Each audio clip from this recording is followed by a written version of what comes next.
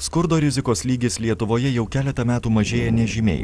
Daugiausiai socialinėme užribyje atsiduria mažų miestelių ir kaimų gyventojai, net kas trečias taip vadinamoje provincijoje gyvenantis žmogus. Skurdo lygis tarp vienišų žmonių siekia 38%. Atsidūrusių socialinės atskirties užribyje pajamos vienam žmogui siekia vos per 400 litų per mėnesį.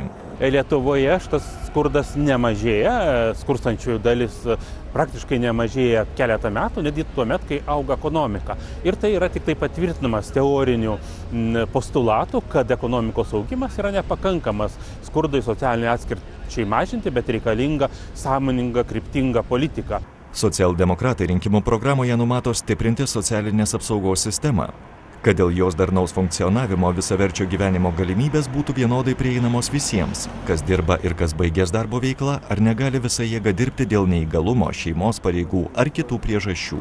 Nesvarbu, kad kiekvienas turi teisę išsaugoti sveikatą, netgi, kad, tarkim, kreiptis į gydytoją, bet jeigu dalis žmonių neturi galimybės sveikai maitintis, jeigu dalis žmonių neturi tinkamų būsto sąlygų ir todėl jų sveikata yra žalojama dėl šito.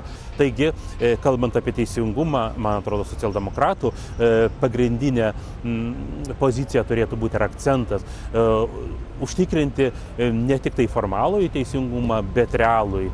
Socialdemokratai sieks socialinės sanglaudos ir lygių galimybių Lietuvos žmonėms. Vienas svarbiausių uždavinių – mažinti pajamų ir gyvenimo lygio bei jo kokybės skirtumus tarp atskirų žmonių ir regionų, diegti skurdo ir socialinės atskirties mažinimo priemonės.